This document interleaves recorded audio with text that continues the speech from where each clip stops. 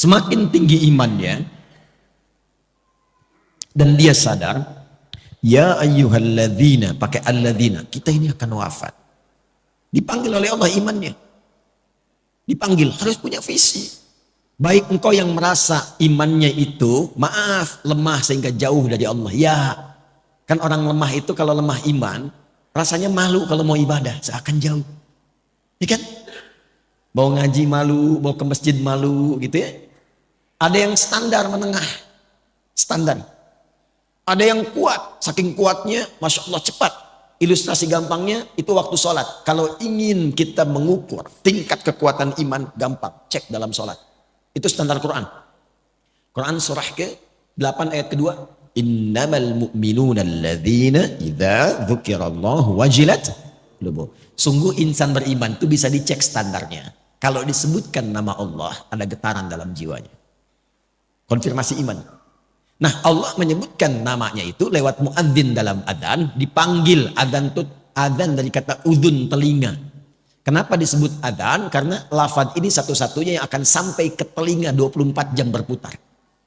Diperdengarkan nama Allah setiap berganti waktu. Baru bangun disebutkan. Siang disebutkan, sore disebut sampai malam.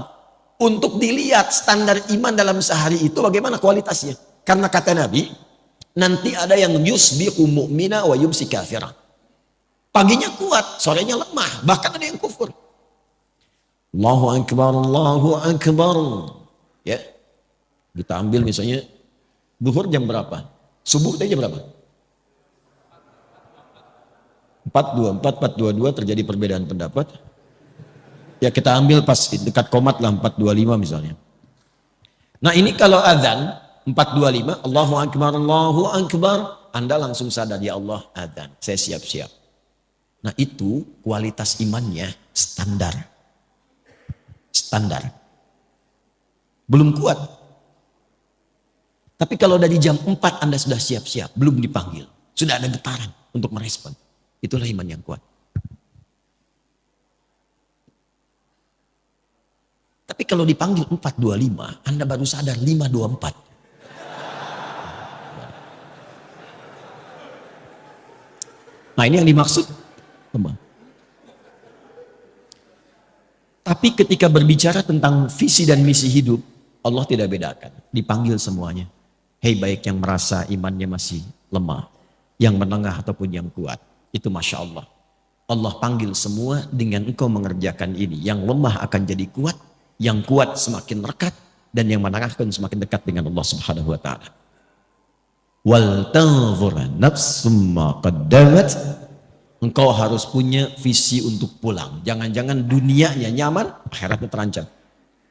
Maka cara menyusunnya begini. Nah, ini yang paling penting.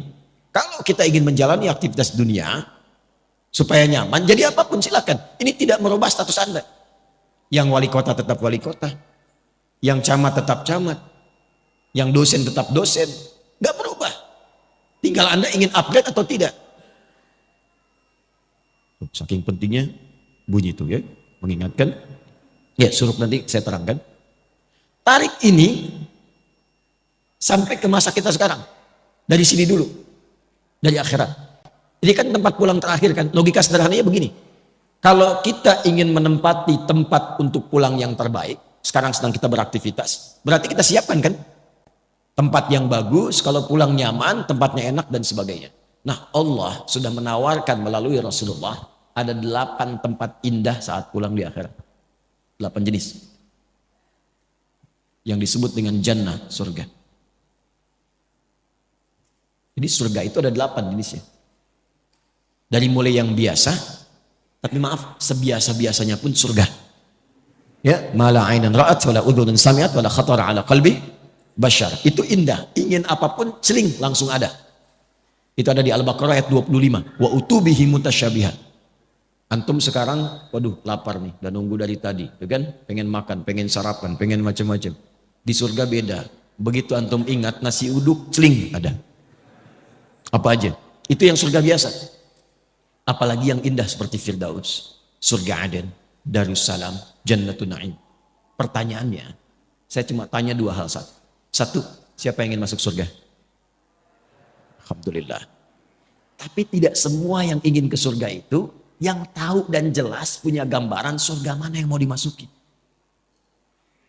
Ini antum nih yang kuliah, kalau nggak tahu apa yang mau dicapai, kampus mana yang mau dipilih? Mau jadi apa? Anda kalau nggak punya visi, untuk apa Anda bekerja beraktivitas, akan bingung apa yang mau dikerjakan, hasilnya apa yang mau diraih.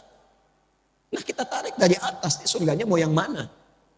Supaya jelas, nanti dari situ muncul kurikulum, itulah yang dikerjakan selama hidup, itu aja terus, sampai wafat. Hidup itu kan gampang, cuma tinggal menunggu wafat saja.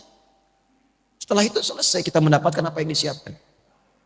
Nah saya ingin cepat karena waktunya tinggal 15 menit lagi. Setelah itu kalau ada waktu kita diskusi supaya memberikan kesempatan Syuruk dan yang lainnya. Fokus baik-baik. Saya akan cepat dari 8 jadi surga ini kita sepakati dulu jamaah. Mau surga yang mana? Ya, gak apa-apa. Saya paham ya. Kalau kan selalu terjadi begitu, nggak ada masalah ya. Nggak ada masalah. Memang rumusnya begitu. Kalau kita mau pilih sesuatu, pilih yang tinggi. Sehingga nanti effortnya dari dalam diri kita itu semakin kuat ingin mencapai. Jadi kalau nggak nyampe, nyangkutnya masih deket-deket. IPK 4, target belajarnya itu kuat. Kalau nggak nyampe, nyangkutnya ya 3,9, 3,8. Jadi kalau mau target surga, targetkan yang tinggi. Sebab kalau yang biasa-biasa yang penting ke surga ya nggak apa-apa. Kalau nggak nyampe, nyangkutnya di mana? Jadi Firdaus. Sudah? Oke, tarik ke sini. Tinggal keluarkan di Al-Quran kurikulum surga Firdaus. Tunggangi aktivitasnya di bumi. Dan alhamdulillahnya nggak pernah disebutkan dalam Quran hanya kiai, hanya ustadz, hanya habib, hanya tokoh, hanya ulama masuk surga ini. Tidak. Allah turunkan dalam bentuk sifat dan kegiatan kurikulum. Quran surah ke-23 ayat 1 sampai 9.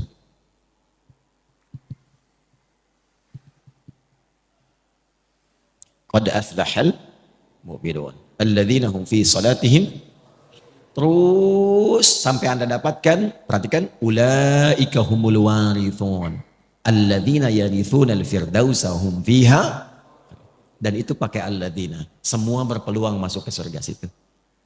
Bahasa bebasnya begini, ada calon penghuni surga Firdaus yang sedang beraktivitas dan berpetualang di bumi. Siapa mereka itu? Diturunkan sifat kurikulumnya. Satu, yang sholatnya khusyuk. Sholat khusyuk. Jadi bukan sekedar sholat. Surga biasa, yang penting sholat. Yang penting sholat. Surga Firdaus, sholatnya dinaikkan kualitasnya khusyuk. Anda bisa menjadi pejabat silahkan. Presiden, gubernur, bupati, wali kota, camat, lurah, RW, RT dan sebagainya silahkan.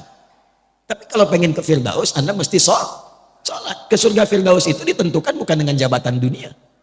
Tapi dengan kualifikasi ini. Dan sholatnya mesti khusyuk. Jelas sampai sini? Kemudian walladzina hum 'anil lagwi mu'ridun. Menata diri supaya bermanfaat. Yang tidak penting tidak dilakukan. Bicara yang penting. Yang nggak penting diam. Lihat yang penting-penting. Yang nggak penting nggak harus dilihat. Dengar yang penting-penting, yang tidak penting tidak harus didengar. Sampai ke ujung kaki. Nah, kalau sudah paham ini, tunggangi menjadi sifat kegiatan. Kalau sudah kita tunggangi sampai wafat, sabar sampai meninggal. Insya Allah, ini siap. Walladzina hum lizzakati fa'ilun. Dia pun bekerja, itu untuk mewujudkan targetnya ini, ke Firdaus. Jadi dia berusaha itu untuk mendapatkan harta, capaiannya bukan kaya. Makanya komen Nabi, dan ingat ya, kalau Nabi sudah komen itu, kita umatnya langsung like, share, and subscribe. Gak usah ditawar. Komen Nabi sederhana. Kata Nabi itu gini, au kama qala, kaya itu biasa bagi umatku. Jadi Nabi memandangnya biasa. Karena sifat dunia itu ya kecil sekali gitu. Biasa. Yang Nabi khawatirkan itu adalah umat yang tak mampu memanage kekayaannya. Nah, calon penghuni surga Firdaus ini, dia pun kalau berbisnis, berdagang, berusaha untuk kaya, Bukan sekedar kaya, kayanya itu untuk beramal, lizakat, minimal untuk zakat. Jadi bukan untuk memenuhi dunianya. Dan ketika Anda mengejar akhirat, dunia pasti ikut. Demi Allah saya katakan, Anda kejar akhirat, dunia pasti ikut. Nggak ada ceritanya orang mengejar akhirat kehilangan dunia, itu nggak ada. Dan itu akan sesuai porsinya dengan kebutuhannya. Saya tanya Anda, zakat itu berapa persen? 2,5%. Itu yang standar ya. Standar pokok, 2,5%. Ya Allah, hamba sudah berusaha sholat semaksimal sampai hidup saat ini. Hamba ingin menaati-Mu ya Allah. Berikan kesempatan untuk bisa berzakat selama hidup. Hamba tidak minta banyak ya Allah. Hamba ingin surga Firdaus, setidaknya berikan kesempatan 25 juta aja bisa zakat.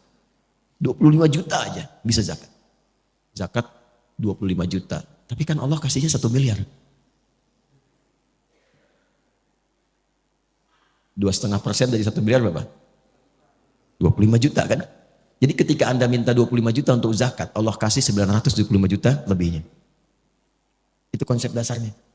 Jadi kalau Anda niatkan yang bisnis, yang kerja, untuk menaati Allah, untuk ibadah, mengikuti pedoman Rasulullah, dunia ikut. Nanti lebihnya tinggal dibagi untuk keluarga yang dekat, keluarga menengah, keluarga jauh. Disinilah muncul skema infak namanya. Diatur kebutuhan Anda berapa, lebihnya itu untuk beramal. Makanya kita pandai-pandai melihat Allah titipkan apa kepada kita. Cuma 4 pilihannya. 1 ilmu, 2 harta, 3 kedudukan, 4 tenaga. Dan keempat-empat ini contohnya sudah ada pada kepribadian para sahabat ketika belajar dengan Nabi. Dan Nabi mengakumulasi semuanya. Jadi ketika Anda dititipkan pengetahuan, ilmu, mau jadi apapun. Maaf, ustadz, dosen, macam-macam. Nah, pertanggungjawaban pertamanya itu pertanyaannya bukan seberapa besar gelar Anda. Berapa banyak ilmu itu yang telah mengenalkan Anda dengan Allah. Kan jelas, itu setiap bangun loh standar. Jadi kalau kita bangun tidur, itu langsung ditanya ya pada diri kita melalui hadis Nabi. Sampai bangun itu sudah seberapa dekat dengan Allah. Ingat Allah enggak? Itu ada di Abu Daud nomor hadis 1367. Silahkan dicek. Dari Ibnu Abbas radhiyallahu ta'ala anhuma. Itu kata beliau kalau Nabi bangun dari tidurnya, kana Nabiyyu sallallahu alaihi wasallam idza istaiqadha bin naumihi fajalasa. Kalau Nabi bangun dari tidur duduk dulu. Enggak langsung, jangan langsung beraktivitas, duduk supaya tenang. Wa masaha bi yadihi min athari naumi. Kemudian menghilangkan bekas ngantuknya dengan tangan yang bersih ya. Karena nanti ada hadis lain kalau menduga tangannya kotor cuci dulu. Karena engkau tidak tahu kemana tangan itu berkelana saat tidur. Setelah sadar baru baca. Apa yang dibaca? Sebelum doa itu ada bacaan dulu wa qara'a khawatim surah Ali Imran dan membaca 11 ayat terakhir surah Ali Imran. Surah itu kurikulum hidup yang menyadarkan jangan sampai bangun dan beraktivitas Anda tidak kenal Allah. Apapun profesinya. Inna fi khalqis samawati wal ardi wa ikhtilafil laili wan nahari la ayatin liulil. Siapa ulul albab itu? Alladzina yadhkuruna Allah qiyaman wa qu'udan wa 'ala wa yatafakkaruna fi khalqis samawati wal rabbana ma khalaqta hadza batila subhanaka faqina. Jadi Anda mau tugas jadi udara, darat, lautan, bekerja apapun, kalau Anda mengaku muslim ingat Allah. Itu poinnya.